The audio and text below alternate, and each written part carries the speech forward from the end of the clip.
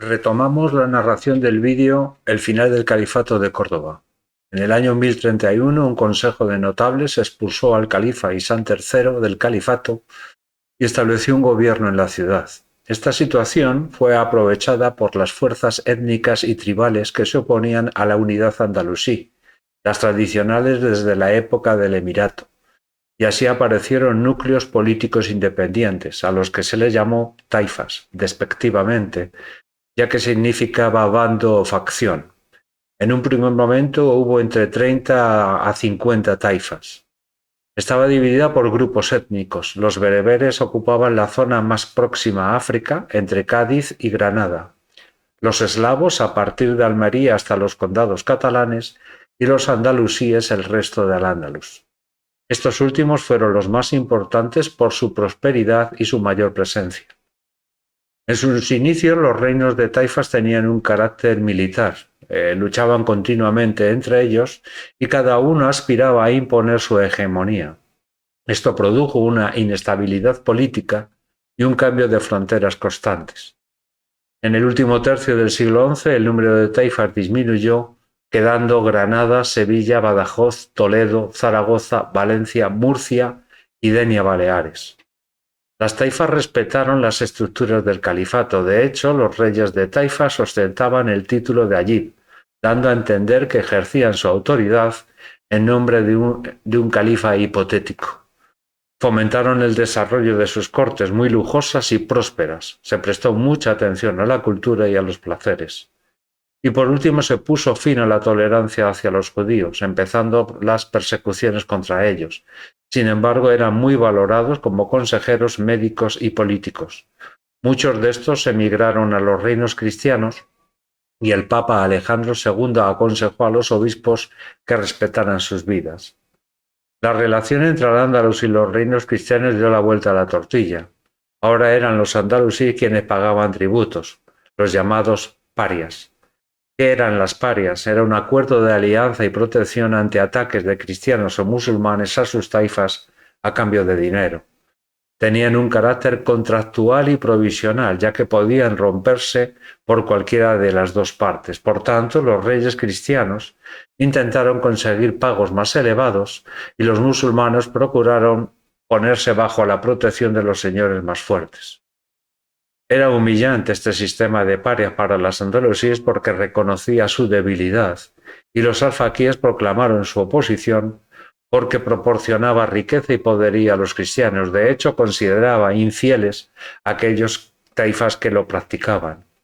Según pasaba el tiempo, este sistema de parias provocó dificultades económicas en los reinos. Las soluciones que pusieron sus gobiernos fue más impuestos de dudosa legalidad y quebrantar la ley de la moneda. Cada vez había más plata y menos oro en las mismas.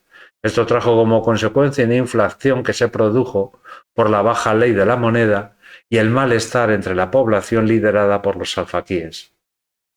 Para los reinos cristianos, las parias fueron los principales beneficiados, los reyes, los magnates y el clero, pero su uso no tuvo mucha repercusión en sus economías, ya que no se utilizó para el desarrollo y fomento de actividades económicas, sino más bien fue atesorado por las arcas reales de los reinos cristianos, o transformado en objetos preciosos, sobre todo litúrgicos, o dedicado a la importación de productos de lujo, aunque también se utilizó para la construcción de fortalezas en la frontera, hospicios y hosterías en el Camino de Santiago, así como para la construcción de iglesias y monasterios.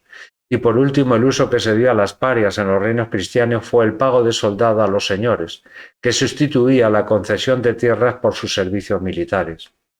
Como consecuencia del sistema de parias, los reyes de taifas llamaron en su auxilio a los almorávides, que dominaban el norte de África con capital en Marrakech. Esto entrañaba el riesgo de la pérdida de independencia de los reinos de taifas y su sometimiento a las costumbres muy diferentes de las cortes andalusíes. Durante el siglo XI, fracasados los califatos de Occidente y de Oriente, los árabes fueron sustituidos por otros pueblos, los turcos en Oriente y los bereberes en el norte de África, mucho más belicosos e intolerantes con los reinos cristianos. Los almorávides era un movimiento religioso militar que se dio entre las tribus bereberes nómadas del Sahara.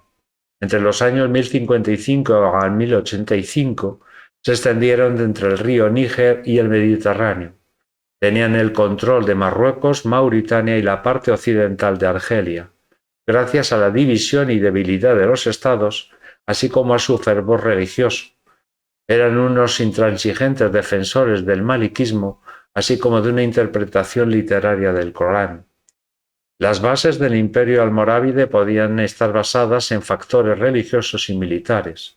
Limitaban el matrimonio a 4 esposas, combatían el vino, los placeres y la música, que consideraban que era la causa de la corrupción, y restauraron todos los impuestos coránicos prohibiendo cualquier otro tipo de impuesto. En cuanto al factor militar, los almorávides tenían un consejo de ancianos que asesoraba en todas las decisiones políticas e incorporaron novedades de armamento así como técnicas militares desconocidas para los cristianos, como escudos de piel de hipopótamo, el empleo de camellos en combate, los ataques en masa y el uso de grandes tambores para atemorizar al rival y coordinar los ataques.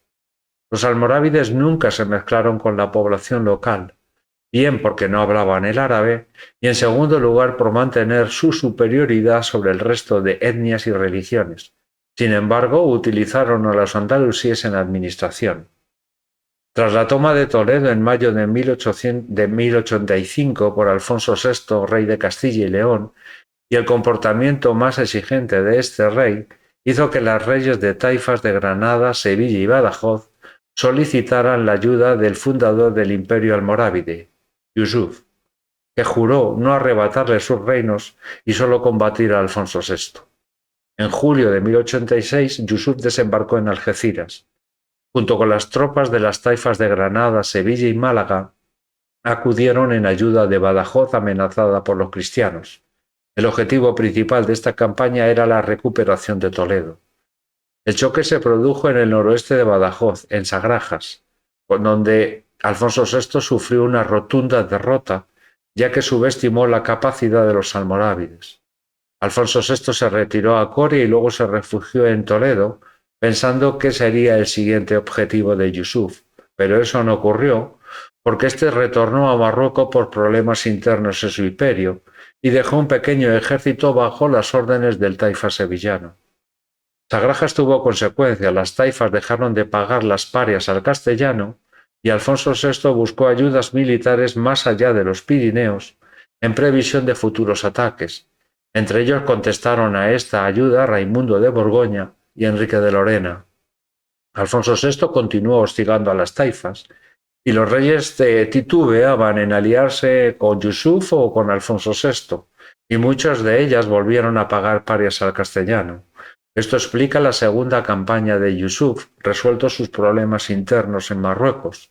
Fue llamado por los reyes taifas de Sevilla y Granada, y en junio de 1088 cruzó el estrecho y puso sitio a la fortaleza de Aledo, en Murcia.